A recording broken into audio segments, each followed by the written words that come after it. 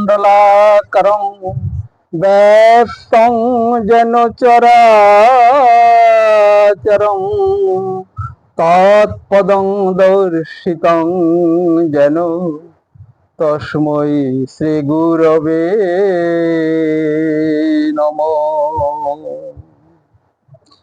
অজ্ঞানতিমিরান্ধস্য জ্ঞানাঞ্জনশলাকয়া চক্ষুরন্মিলিतं যেন তস্मै শ্রী গুরবে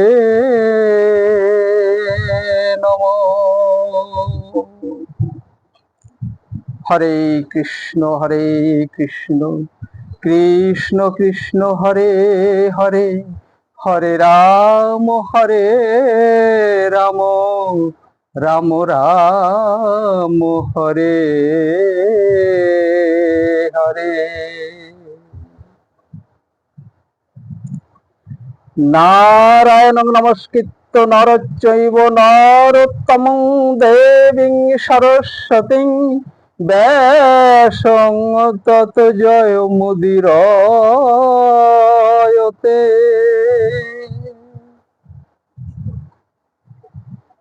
একদিন রাধা রানীকে বলছে কৃষ্ণ, অনাদির আদি গোবিন্দ কৃষ্ণ। কৃষ্ণ কেন অনাদির আদি গোবিন্দ?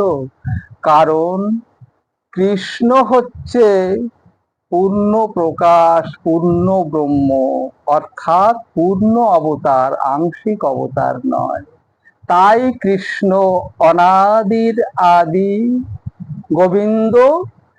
এবং কৃষ্ণ যেমন পূর্ণ অবতার, আর পূর্ণ অবতারকে শ্রী রামচন্দ্র পূর্ণ অবতার, আর পূর্ণ অবতার হচ্ছে নৃসিংহদেব পূর্ণ অবতার। এই তিনজনই হচ্ছে পূর্ণ অবতার। আর তাছাড়া যত অবতার আছে ওগুলো হচ্ছে আংশিক অবতার। তা সেই কারণে কৃষ্ণকে বলা হয় সচ্চিদানন্দ বিগ্রহ। হরে কৃষ্ণ হরে কৃষ্ণ। তা রাধা রানীকে বলছে কৃষ্ণ, রাধে তুমি কি ভাগবত কখনো শুনেছো? অত্যন্ত মধুর ভাগবত তুমি কখনো শ্রবণ করনি? বলছে না। বলছে কেন? বলছে না না, তোমার ভাগবত আমি পাঠও করতে চাই না, শ্রবণও করতে চাই না। কেন? তার মানে? তার মানে তোমার ভাগবতে শুধু তোমার কথাই বলা আছে, সমগ্র ভাগবতে তোমার কথা বলা আছে। রাধা রানীর বিন্দু বিসর্গ ভাগবতে কোথাও নেই। কথা কিন্তু অসত্য নয়, অবশ্যই সত্য কথা। সত্য কথা কেন? দ্বাদশ স্কন্দের ভাগবতে কোথাও কিন্তু রাধা রানীরই কথা নেই। তা কৃষ্ণ বলছে তোমার এই কারণে অভিমান হয়েছে যে তুমি ভাগবত শ্রবণও করতে চাও না এবং পাঠও করতে চাও না। বলছে না, আমি শ্রবণও করতে চাই না, পাঠও করতে চাই না। তাহলে তুমি যদি শ্রবণ নাই করলে আর পাঠ নাই করলে, তাহলে তুমি জানলে কি করে যে তোমার কথা ভাগবতে কোথাও উল্লেখ নেই? আমি যতটুকু জেনেছি, জ্ঞানী বা ভক্তবৃন্দ মুনি ঋষিদের কাছ থেকে আমি যতটুকু জেনেছি, আমি জেনেছি রাধারানীর কোথাও নাম নেই। বলছে শোনো রাধে, একটা কথা শোনো। কথা হচ্ছে ভাগবত যে পুস্তকখানি তুমি তো দেখেছো। হ্যাঁ দেখেছি, অনেক বড় পুস্তক, খুব মোটা সোটা, খুব বড় মাপের বই। বেশ, ওই পুস্তকের যে রং, অর্থাৎ পৃষ্ঠাগুলোর রং কি? বলছে পৃষ্ঠাগুলোর রং সাদা আর সামান্য সামান্য একটু হলদেটে। যেমন বইয়ের পৃষ্ঠা একেবারে ফ্রেশ সাদা হয় না, দেখবেন একটু হলদেটে হলদেটে বা পোড়ামাটি টাইপের রং হয়। তা বেশ বেশ, তাহলে ভাগবতের রংটা হচ্ছে সাদা, ধরো ভাগবতে কিছু ছাপা হওয়ার আগে যে রংটা পরিপূর্ণ সাদা, সামান্য একটু হলদেটে, ঠিক আছে। তাহলে এবং ওই ভাগবতের গায়ে যে ছাপা অক্ষরগুলো আছে, মানে সমস্ত লীলা বৃত্তান্ত যে ওখানে অনুদিত আছে, বর্ণনা আছে, তা এই অক্ষরগুলোর রং কি? বলছে কেন অক্ষরগুলোর রং কালো?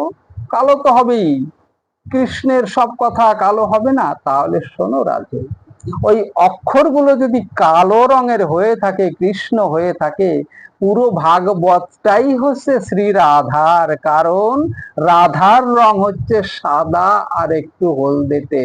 তাই রাধার উপরেই সমস্ত ভাগবত বিস্তারিত ভাবে আলোচনা হয়েছে এবং ভগবানের লীলা সমূহ ভাগবতে বর্ণিত হয়েছে। তাহলে রাধার উপরে, অর্থাৎ রাধা ব্যতীত কৃষ্ণ কখনোই নয়।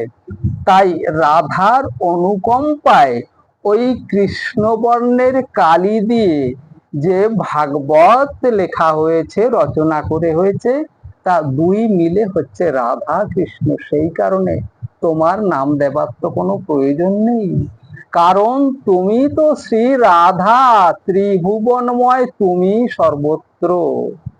তুমি বিনা কৃষ্ণের কোনো দাম নেই, কিচ্ছু দাম নেই। রাধা একটু সন্তুষ্ট হলো কথাটা শুনে, কিন্তু এই ভাগবত এলো কোথা থেকে, কিভাবে এলো, এগুলো আমাদের জানার প্রয়োজন আছে। এই ভাগবত এলো কিভাবে দেখুন, মহাগুরু, মহাগুরুকে বেদব্যাস, বেদব্যাস হচ্ছে মহাগুরু। মহাগুরু কেন বলা হয়? গুরুর গুরু মহর্ষি বেদব্যাস। আষাঢ় মাসের যে পূর্ণিমা হয় আমরা বলে থাকি গুরু পূর্ণিমা, তাই তো? তা এই গুরু পূর্ণিমাটা কিসের গুরু পূর্ণিমা? এই গুরু পূর্ণিমাটা হচ্ছে ওই মহর্ষি বেদব্যাসের আবির্ভাব তিথি। আমরা হয়তো অনেকে ভাবে কি যে কারুর কোনো গুরুদেবের হয়তো জন্মদিবস কিনা, কিন্তু আদৌ তা নয়। ওটা হচ্ছে গুরুর গুরু মহাগুরুর আবির্ভাব তিথি বেদব্যাসের ওই আষাঢ়ী পূর্ণিমায়, তাই এটাকে গুরু পূর্ণিমা বলা হয়। তাহলে এই বেদব্যাসটাকে কোথা থেকে এলো, এই বেদব্যাস সম্বন্ধে একটু বলতে হবে। এই বেদব্যাস পরাশর মুনির সন্তান।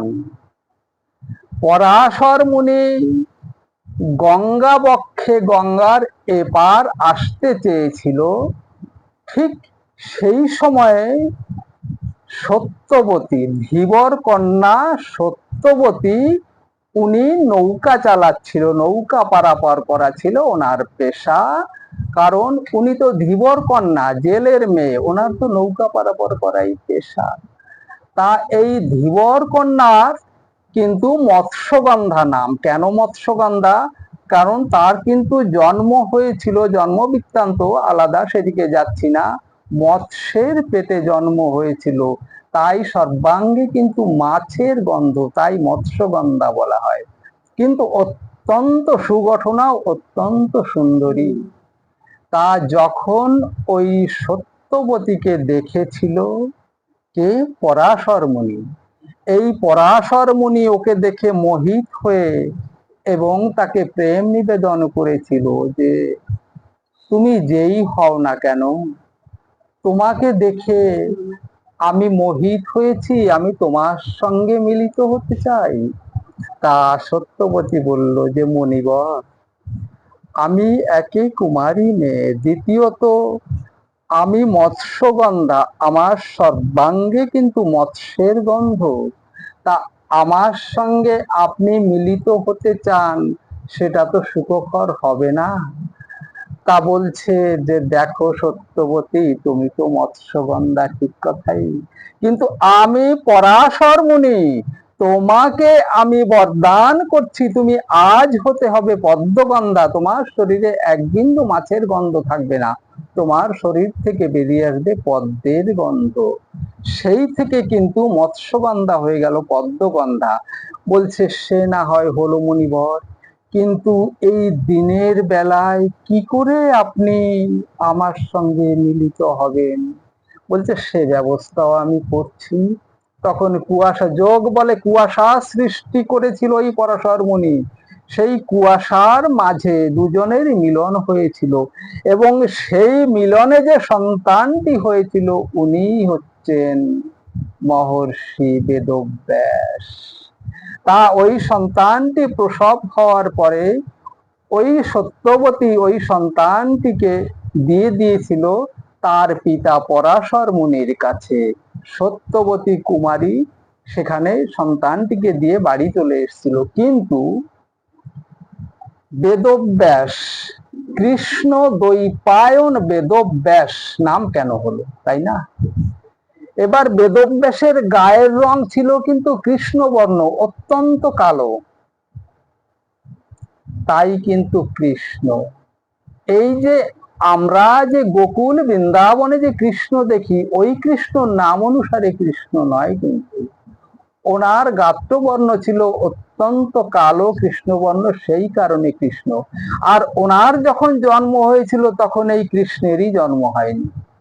তা হরে কৃষ্ণ। তা এই কারণে কৃষ্ণ। আর দ্বৈপায়ন কেন? ওনার জন্ম হয়েছিল ঠিক নদীর মাঝখানে দ্বীপে, তাই দ্বৈপায়ন। কৃষ্ণ দ্বৈপায়ন বেদব্যাস। আর বেদব্যাস, উনি মহর্ষি বেদব্যাস, তার কারণ উনি জন্মসূত্র থেকেই সমস্ত বেদের যা জ্ঞান আছে সমস্তটা নিয়েই উনি জন্মগ্রহণ করেছিলেন, তাই বেদব্যাস। তা এই মহর্ষি বেদব্যাস কি করেছে শুনুন। মহর্ষি বেদব্যাস আপনারা জানেন মহাভারত লিখেছেন এবং গীতাও সৃষ্টি করেছেন। যদিও গীতা ভগবানের মুখনিসৃত বাণী, কথা সত্য, কিন্তু অনুবাদ করেছেন মহর্ষি বেদব্যাস, তাই আমরা জানতে পেরেছি। কিন্তু মহাভারত রচনা করেছেন, গীতা রচনা করেছেন,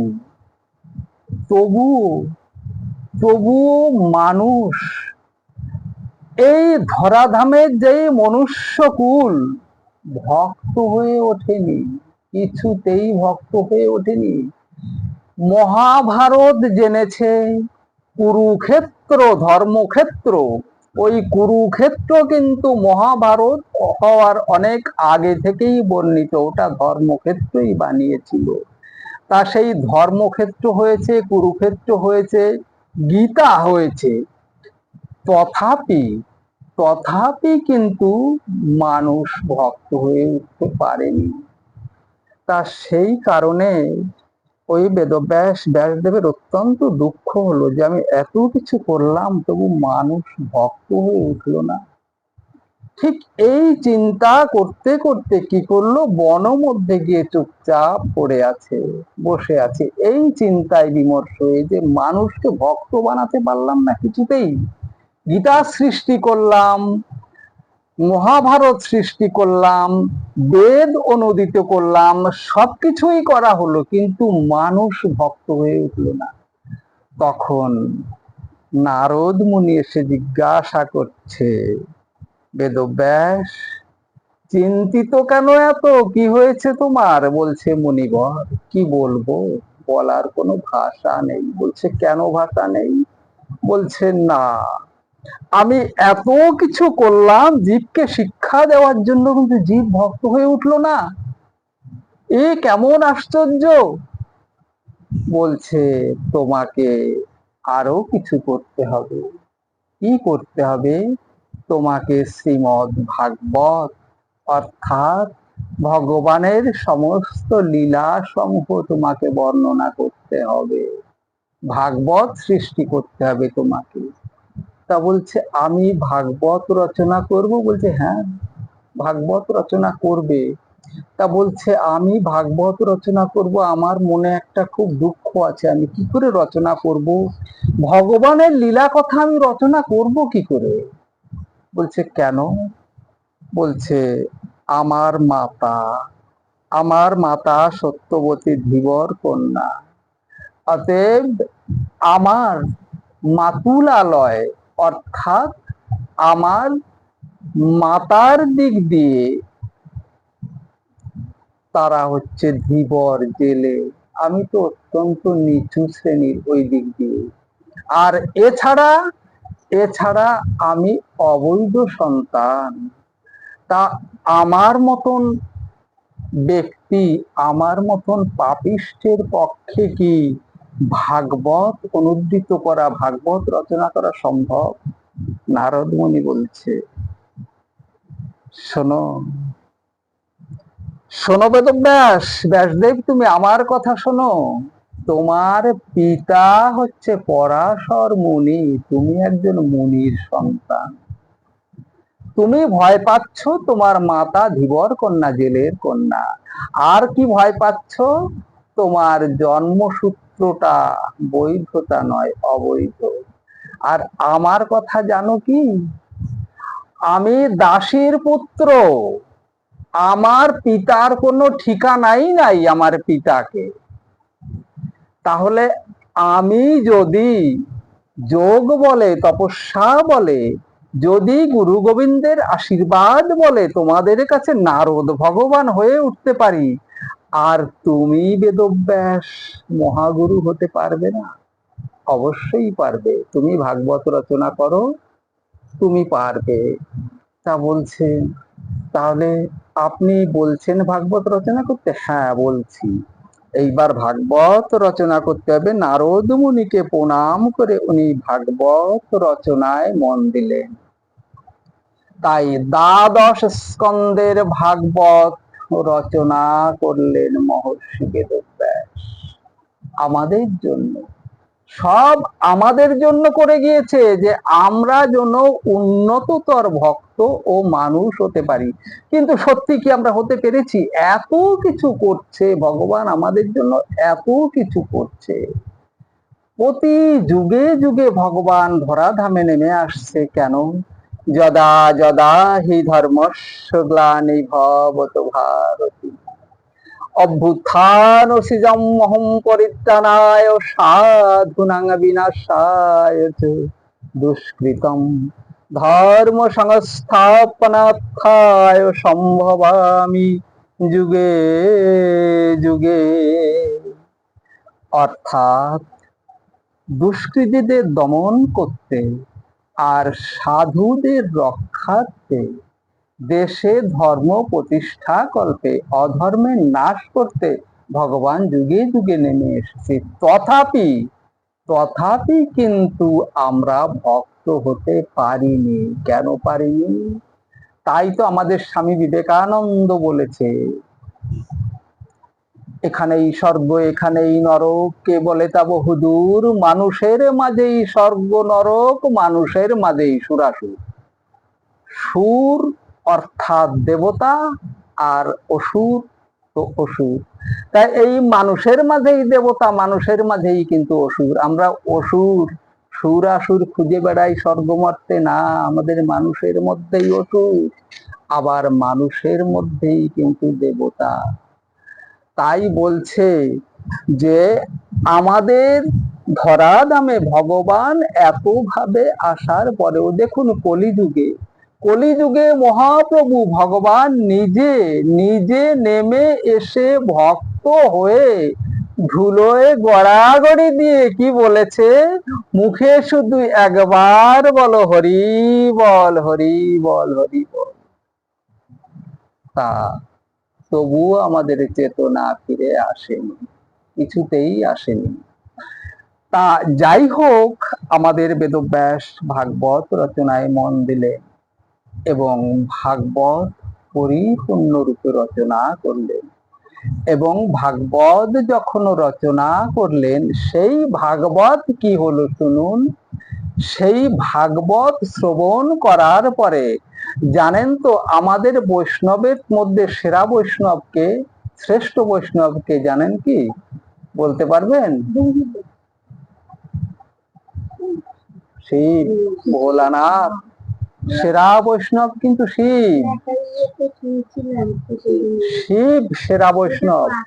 এখন ভাগবত যখন রচনা হয়েছে, রচনা হওয়ার পরে ভোলানাথ খুব ছটফট করছে, আমি ভাগবত শ্রবণ করব। ভোলানাথ পাগল হয়ে গিয়েছে, এমনিই তো পাগল, তারপরে ভাগবত শ্রবণ করব। ভগবানের লীলা সমূহ গ্রন্থ গ্রন্থ আকারে যেটা আমাদের সামনে এসেছে, আমি কেন সেই লীলা শ্রবণ না করে থাকবো। এবার কি করেছে কি, ওই ভোলানাথ এসে সর্বপ্রথম বেদব্যাসের কাছে দাঁড়িয়েছে। বেদব্যাস বলছে, প্রভু বলুন, প্রণাম করে বলেছে, বলছে তোমার ভাগবত, শ্রীমৎ ভাগবত আমি শ্রবণ করতে চাই। তার সর্বপ্রথম কিন্তু ভোলানাথ ওই ভাগবত শ্রবণ করে। এবার ভাগবত যখন শ্রবণ করে, মহাদেব ভেবেছে কি এই ভাগবত আমি শ্রবণ করেছি এবং ব্রহ্মা বিষ্ণু মহেশ্বর আমরা তিনজন শ্রবণ করব, আর তাছাড়া ভাগবত যেন কেউ না শ্রবণ করে। বুঝেছেন, ভাগবত যেন কেউ শ্রবণ না করে। তা সেইভাবে ভাগবতকে খুব গোপন করে মহাদেব নিয়ে গিয়েছে, ভাগবত আর কাউকে শ্রবণ করতে দেবে না। তা এর ভিতরে করেছে কি, কৈলাসে যাবার পর নারদ মুনি কি করেছে শুনুন। নারদ মুনির কাজ তো আলাদা। সে গিয়ে বলছে কি, ও মামি, মামি, মামি মানে কে জানেন তো? স্বয়ং মহামায়া দুর্গা। শিবকে নারদ মুনি মামা বলে। বলছে বলছে কে, নারদ ঋষি, এসো এসো এসো। বলছে মামি, বড় দুঃখের কথা। বলছে কি হয়েছে, কিসের দুঃখ? বলেছে দুঃখ কি, একটু একটু দুঃখ। বলছে কি? আচ্ছা মামা তোমাকে ভালোবাসে, অত্যন্ত ভালোবাসে, সাংঘাতিক ভালোবাসে। এত ভালো বোধহয় কোনো স্বামী তার স্ত্রীকে বাসে না। আমার একটু সন্দেহ আছে মামি। সন্দেহ মানে? দেখো মামি, তুমি নিজে জানো কিন্তু মামা সাংঘাতিক দুশ্চরিত্র, তুমি তো জানোই, কারণ তুমি নিজে দিয়ে একবার হাতে নাতে ধরেছো। বলে ওসব বাদ দাও, ওসব বাদ দাও। বলছে তা না, ওই যে মামার কণ্ঠে যে দেখেছো অস্থির মালা, 108খানা হাড়ের মালা, ওই হাড়গুলি কিসের তা কি জানো? বলছে না তো। যে এক একটা মেয়ের সঙ্গে প্রেম করেছে, তারা মারা গেছে, তার তার অস্থি হাড়গুলো এনে মালা গেঁথেছে, জানেন? একটা দুটো 108খানা প্রেম করে এই অবস্থা করেছে। মামি গো, তোমার দুঃখে আমার চোখে জল এসে যায় মামি। বলছে কি বলছো নারদ ঋষি? বলছে কি বলছি মানে, তুমি যাও আমার কাছে গিয়ে দেখো, এক্ষুনি গিয়ে দেখো, গলায় দেখো কত হাড়ের মালা আছে, দেখো 100, গুনে গুনে দেখবে 108খানা আছে। নারদ মুনির কথাটা কানে ধরল, ধরে বলছে স্বামী, বলছে কি, তোমাকে আমি বিশ্বাস করতে পারছি না। বলছে আমাকে বিশ্বাস করতে পারছো না দেবী, তুমি বলো কি? না, তুমি চরিত্রহীন হলেও হতে পারো, কেননা তোমার চরিত্রের দোষ যে আছে এ আমি একটু জানি। বলছি হঠাৎ তুমি কি বলছো, তোমার কি হলো? বলছে রান্না বান্না সব বন্ধ, আমি রান্না বান্না করতে পারবো না। বলছে কেন? বলছে তোমার গলায় যে অস্থির মালা 108খানা, আমি সব খবর পেয়েছি। ওই 108খানা নারীর, 108খানা মেয়ে, তাদের সাথে প্রেম করেছো, তারা মারা গেছে, সেই যন্ত্রণা তুমি ভুলতে পারছো না, সেই হাড়গুলো এনে এনে তুমি মালা গেঁথে নিয়েছো। বলছে দেবী তুমি কি বলছো, তুমি কি পাগল হয়ে গেছো? বলছে পাগল আমি না, পাগল তুমি আমাকে করে দিচ্ছ। বলছে শোনো দেবী, আমি পাগল করে দিচ্ছি না। 108খানা অস্থির মালা আমার গলায়, এ কথা সত্য। এই 108বার কে জন্মগ্রহণ করেছিল আর কার মৃত্যু হয়েছিল তুমি কি জানো? বলছে না তো। একমাত্র 108বার মৃত্যু হয়েছিল আর 108বার জন্মগ্রহণ করেছিলে সে তুমি। আর তুমি আগেও ছিলে, মাঝেও ছিলে, এখনো আছো, যুগ যুগ ধরে তুমি থাকবে। বলল তাই? বলল হ্যাঁ, তুমি বসো। তখন মা মহামায়া বসলো, বসার পরে ভোলানাথ একটা হাত মা মহামায়ার মাথায় রাখলো, রাখার পরে এখন গত জন্মের সমস্ত দৃশ্যগুলো মনে পড়ে গেল। সত্যিই তো 108বার আমি জন্মেছিলাম, এ তো আমারই অস্থি দিয়ে মালা গাঁথা। তখন শান্ত হলো। বলছে শোনো দেবী, তুমি ভাগবত শ্রবণ করো, ভাগবত শ্রবণ করো। ভাগবত শ্রবণ করলে কি হবে জানো? ভাগবত শ্রবণ করলে তুমি মনেও শান্তি পাবে, আমিও শান্তি পাবো, কোনো অসুবিধা নেই। হ্যাঁ, তা বললো ঠিক আছে আমি শ্রবণ করব, তবে একটা কথা, আমি ভাগবত একের পর এক বলে যাব, তুমি কিন্তু হু দেবে। আচ্ছা, কেউ যদি কখনো গল্প বলে, আগের দিনে ঠাকুমারা রূপ কথা বলতো না, বারান্দায় বসে একটা পাটি পেতে নাতিপুতি নিয়ে আমাদের ঠাকুমারা তো বলতো এই রূপ কথা শুনবি আয়। এইবার এই রূপকথা শুনতে শুনতে যদি হু কেউ না দিয়েছে, এইটা মনে হয় ঘুমিয়ে পড়েছে, এই তো অবস্থা হতো হতো তো। তাহলে আমি ভাগবত তোমাকে বলবো, তোমার কিন্তু হু দিয়ে যেতে হবে, হু না দিলে কিন্তু আমি ভাগবত বন্ধ করে দেবো। ঠিক আছে, তাই হবে। এখন এই ভাগবত একের পর এক ভোলানাথ দেবীর কাছে বলে যাচ্ছে। দেবী তো প্রথমে হুম হুম হুম শুনছে, এবং শুনতে শুনতে শুনতে শুনতে দেবী কি করেছে জানেন? দেবীর চেতনা হারিয়েছে, অর্থাৎ ওনার এই শরীরের সঙ্গে যে পরমাত্মার যোগ, এই শরীর আর আত্মা একত্র হয়ে গিয়েছে, বাহ্যিক জগতের জ্ঞান হারিয়েছে ওই ভাগবত কথা শ্রবণ করতে করতে। মধুর কথা তো, ভগবানের লীলা সমূহ শ্রবণ করতে করতে করতে করতে উনি বাহ্যিক জ্ঞান হারিয়ে ফেলেছে। জ্ঞান যখন হারিয়ে ফেলেছে, আর উপরে ছিল কে জানেন? এই ভাগবত কথা যখন আলোচনা হবে শুনেছে, চুরি করে চলে এসছে সুখ পাখি। সুখ পাখিটাকে, বৃন্দাবনে দুটো পাখি আছে, সুখ সারিতে, সুখ সারি, সারি হচ্ছে রাধার পোষা পাখি, আর সুখ হচ্ছে কৃষ্ণের পোষা পাখি। তা এই সুখ করেছে কি, সারিকে না বলে গোপনে চলে এসছে কৈলাসে। কৈলাসে এসে গাছে চুপ করে বসে আছে, কেননা ভোলানাথ যদি জানতে পারে আমি ভাগবত শ্রবণ করে নিচ্ছি, তাহলে তো আমার শুনতে দেবে না। তা চুপ করে এই ভাগবত শ্রবণ করে যাচ্ছে। ভোলানাথ বলছে, ও শ্রবণ করছে, আর মা শ্রবণ করতে করতে চেতনা হারিয়েছে। এইবার মা আর হু দেয় না। এখন ভোলানাথ বলছে, দেবী আমি তো ভাগবত বলে যাচ্ছি, তুমি তো হু দিচ্ছ না, কি ব্যাপার? সুখ পাখি করেছে কি? হু হু হু হু। সুখ পাখি দেখছে কি, আমি যদি হু না দিই তাহলে ভাগবত বলা বন্ধ হয়ে যাবে।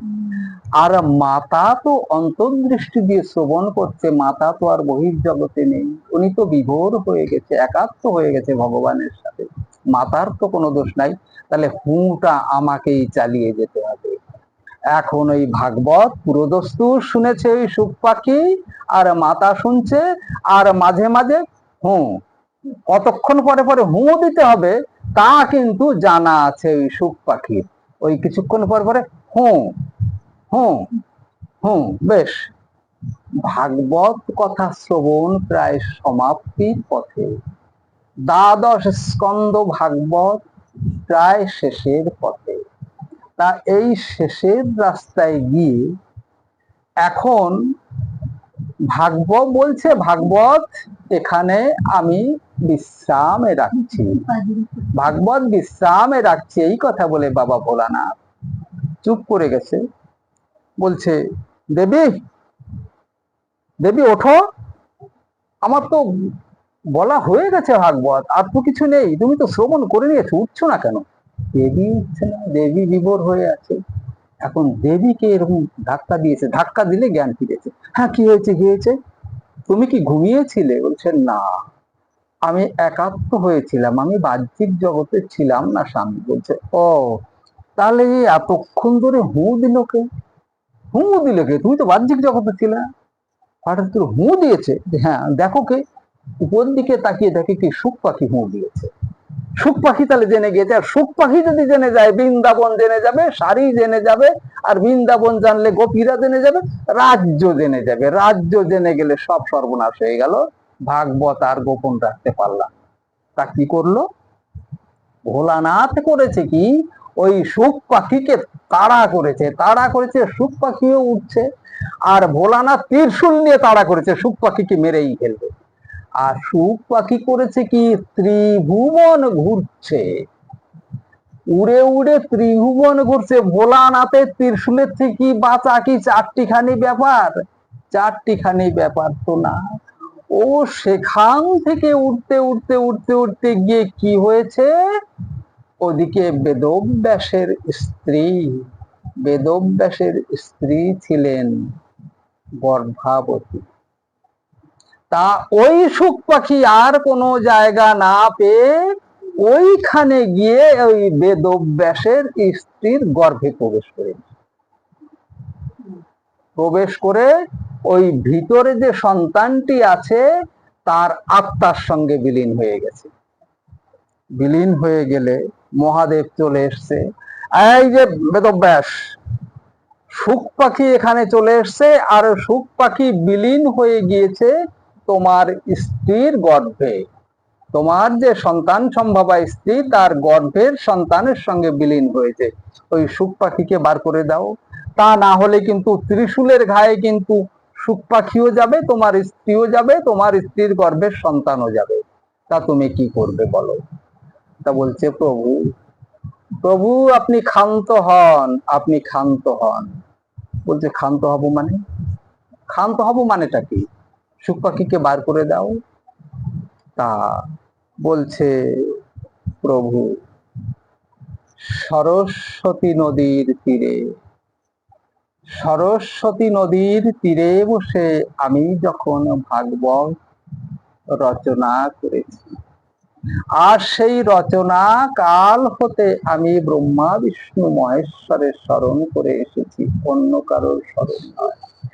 আর সেই সরস্বতী নদীর পাড়ে যে বৃক্ষগুলো ছিল শোভনীয়, যে বৃক্ষগুলো আমাকে ঘিরে রেখেছিল, ওই বৃক্ষগুলোকে বলা হয় বদরী বৃক্ষ।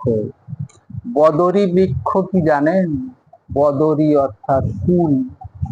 কুল, কুলকে বলা হয় বদরী। তাই ওই কুলের বৃক্ষ দিয়ে ঘেরা ওই সরস্বতী নদীর তীর, ওখানে বসেই রচনা হয়েছিল ভাগবতের। আর সেই জায়গাটা তীর্থধাম। কোন জায়গা জানেন? বদ্রীনাথ, বদরীনাথ, ওখানেই রচনা হয়েছিল ভাগবত। তাই ওই জায়গাটার নাম বদরী অর্থাৎ বদ্রীনাথ হয়েছে।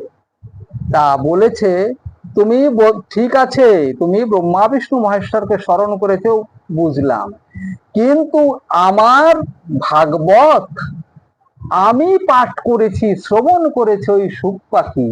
ওই সুখ পাখিকে যদি না মেরে ফেলি, এই এই সুন্দর কথা, এই ভাগবত কথা, এই মূল্যবান কথা, এ তো সর্বত্র ছড়িয়ে দেবে। বলছে, প্রভু আপনি ক্ষান্ত হন। ওই সুখ পাখি কোথায় ছিল? বলছে, সুখ পাখি তো আমি যেখানে ছিলাম সেখানে উপরের গাছে ছিল। আপনি কোথায় ছিলেন? কেন? আমি কৈলাসে অমরনাথে ছিলাম। তাহলে বাবা, অমরনাথে বসে যে ভাগবত শ্রবণ করে সে তো অমর হয়ে যায়। জয় নিতাই, উলু দেবেন, জয় নিতাই।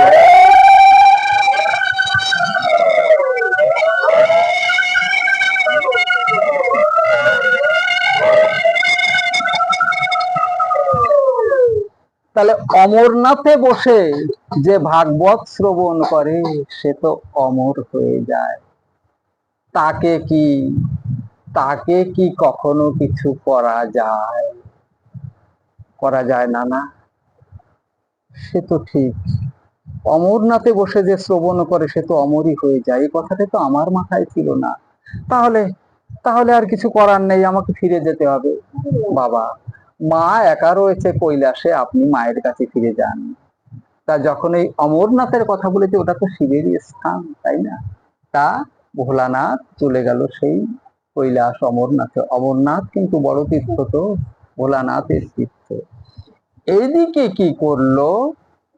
এদিকে করেছে কি, 16 বৎসর হয়ে গেছে গর্ভ, 16 বৎসর রয়েছে পেটে সন্তান। বেদব্যাসের পুত্র 16 বৎসর মায়ের গর্ভে রয়েছে। এবার কি অবস্থা হয়েছে? অবস্থা হয়েছে পরীক্ষিত রাজা, পরীক্ষিত রাজা শাপভ্রষ্টা তক্ষক দংশনে ধরাশায়ী হয়েছে। এবং এই তক্ষক দংশন যে করেছিল এও কলির প্রভাবে করেছিল। তা এই তক্ষক দংশনে যখন ধরাশায়ী হয়েছে, তা শমিক মুনি শৃঙ্গি মুনির অভিশাপে, শৃঙ্গি মুনি অভিশাপ দিয়েছিল কাকে? পরীক্ষিতকে। পরীক্ষিত হচ্ছে অভিমান্যুর পুত্র। তা একে অভিশাপ দিয়েছিল কেন? একে অভিশাপ দিয়েছিল কলির প্রভাবে। কেন জানেন? যখন ওই পরীক্ষিত রাজা উনি বনে গিয়েছিলেন মৃগ শিকার করতে, তা সেখানে গিয়ে একটা মৃগ সামনে পড়েছিল। সেই মৃগটা ছুটতে ছুটতে ছুটতে ছুটতে সারা বন বাদার ছুটে বেরিয়েছিল, আর ওই পরীক্ষিত রাজাকেও দৌড় করেছিল। দৌড়াতে দৌড়াতে গিয়ে যেখানে শমিক মুনি বসে আছেন ধ্যানস্থ, ওইখানে শমিক মুনির পাশ দিয়ে কোথায় যে মিলিয়ে গেল আর পায়নি। এবার ওই রাজা গিয়ে জিজ্ঞাসা করেছে শমিক মুনিকে, শমিক মুনি কিন্তু ধ্যানস্থ, যে মনিবর এখানে এখানে কোনো মৃগকে আসতে দেখেছো? ও তো ধ্যানে, কি বলবে মনিবর, কি বলবে? কোনো উত্তর নেই। আপনাকে জিজ্ঞাসা করছি এখানে কোনো মৃগকে আসতে দেখেছেন? নিরুত্তর। বলছে ঠিক আছে, মৃগ না হয় হোক, হাঁপিয়ে গিয়েছি, আমার জল প্রয়োজন আছে, মুনিবর আমাকে জল দিতে হবে, তাড়াতাড়ি জল দাও, আমার তৃষ্ণায় বুক ফেটে যাচ্ছে। মুনিবর কিন্তু ধ্যানস্থ। মুনিবর সেই তারে তারে যোগ হয়ে আছে ঈশ্বরের সঙ্গে, তার ধ্যানের। সে কি সাড়া দেবে? সাড়া দেওয়ার তো কোনো রাস্তা নেই। তখন করেছে কি, যে কিছুতেই যখন মুনিবর সাড়া দিচ্ছে না, আর এদিকে কলি রাজা গিয়ে পড়ে আছে কোথায়? একদম স্বয়ং নারায়ণের সন্নিকটে পড়ে আছে, আদি অনাদির আদির কাছে পড়ে আছে, যে প্রভু প্রভু আমার রাজত্বকালের সময় এসেছে, আমাকে তো রাজত্ব করতে দিতে হবে। কারণ পঞ্চ পাণ্ডবরা কিন্তু স্বর্গবাসী হয়েছে, পদব্রজে স্বর্গে গিয়েছে, তা আমার সময় এসেছে, আমাকে সময় দেবেন না? তখন কলিরাজ বলছে, কলিরাজ পঞ্চ পাণ্ডবের বংশধর এখনো বেঁচে আছে পরীক্ষিত। এই পরীক্ষিতকে যদি তুমি পাপ, পরীক্ষিতের ভিতরে যদি কোনো পাপ কর্ম ঢোকাতে পারো তবেই তোমার প্রবেশ, নতুবা তোমার প্রবেশ নেই। এখন করেছি কি, ওই পরীক্ষিত রেগে গিয়েছে, মুনিবরের কাছে জল চাইছে, মৃগের সন্ধান চাইছে, আর কিছু বলছে না। তখন না পেলে কি করেছে, কতগুলো জঞ্জাল, শুকনো জঞ্জাল ছুঁড়ে মেরেছে গায়ে। তথাপি মুনির ধ্যান ভাঙেনি। ধ্যান যখন ভাঙেনি, এদিকে কলি ভর করে বসেছে। যখন মুনিবরের গায়ে ওইগুলো ছুঁড়ে মেরেছে জঞ্জাল, কলি কিন্তু সুযোগ পেয়েছে। পাপ না করলে তো ঢুকতে পারে না। কলি সুযোগ পেয়ে ওইখানে গিয়ে প্রবেশ করেছে ওই পরীক্ষিত রাজার ভেতরে। প্রবেশ করলে ওই পরীক্ষিত রাজা করেছে কি, খুঁজে খুঁজে মৃত সর্প পেয়েছে, মরা সাপ। এই মৃত সর্প এনে ওই শমিক মুনির গলায় জড়িয়ে দিয়েছে। যখন জড়িয়ে দিয়েছে, জড়িয়ে দেওয়ার পরে মুনির তো ধ্যান ভাঙে না, তা ওই পরীক্ষিত রাজা সোজা হেঁটে বেরিয়ে গিয়েছে। বেরিয়ে যাওয়ার পরে এদিকে মুনি কুমাররা জঙ্গলে খেলাধুলা করছিল, ফল পুষ্প সংগ্রহ করছিল। এমন সময় এক মুনি কুমার দেখে কি, শমিক মুনি, মহামুনি, ওই মুনির গলায় মৃত সর্প জড়ানো। তা এই কথা গিয়ে আবার সিঙ্গিকে বলেছে। সিঙ্গিটা হচ্ছে কে? সিঙ্গি হচ্ছে শমিক মুনির পুত্র শৃঙ্গি।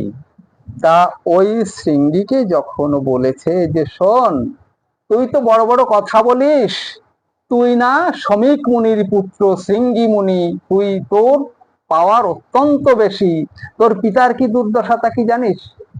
বলেছে কি দুর্দশা? মৃত সর্প তোর পিতার গলায় জড়িয়ে দিয়েছে, যা দেখে আয়। শমিক মুনি এই কথা শুনে ছুটতে ছুটতে শমিক মুনির কাছে ওই শৃঙ্গি মুনি এসেছে। মানে শমিক মুনির পুত্র এসে দেখে কি সত্যি সত্যি মৃত সর্প পিতার গলায় জড়ানো। দেখার সঙ্গে সঙ্গে মাথা গরম হয়েছে এবং তখন কি বলেছে, সঙ্গে সঙ্গে অভিশাপ দিয়েছে, যে এই কাজ করেছে তক্ষক দংশনে 7ম দিবসের মধ্যে তার মৃত্যু হবে। অভিশাপ দিয়ে গেল। যখনই অভিশাপ দিয়েছে আর তখন কিন্তু ধ্যান ভেঙেছে ওই শমিক মুনির। শমিক মুনির ধ্যান ভাঙতে দেখে পুত্র তার গলার থেকে এই মৃত সর্প সরিয়ে দিচ্ছে, জঞ্জাল পরিষ্কার করে দিচ্ছে। বলছে, পুত্র আমার কি হয়েছিল? বলছে, পিতা এই তোমার গলায় কে মৃত সর্প জড়িয়ে দিয়ে গেছে, আমি কিন্তু অভিশাপ দিয়ে দিয়েছি 7ম দিবসের মধ্যে তক্ষক দংশনে মৃত্যু হবে তার। বলছে, সে কি পুত্র? বলছে, হ্যাঁ। বলছে, দেখি তুমি কাকে অভিশাপ দিয়েছো? তখন যখন শমিক মুনি জানলো ধ্যানে কাকে উনি অভিশাপ দিয়েছে আমার পুত্র, মুনির পুত্রের অভিশাপ তো ব্যর্থ হবে না, তা জানতে পারলো পরীক্ষিত রাজা। বলছে, পুত্র তুমি অত্যন্ত অন্যায় কাজ করেছো। বলছে, কেন পিতা? কিসের অন্যায়? তুমি কাকে অভিশাপ দিয়েছো জানো? তুমি জানো না কাকে অভিশাপ দিয়েছো?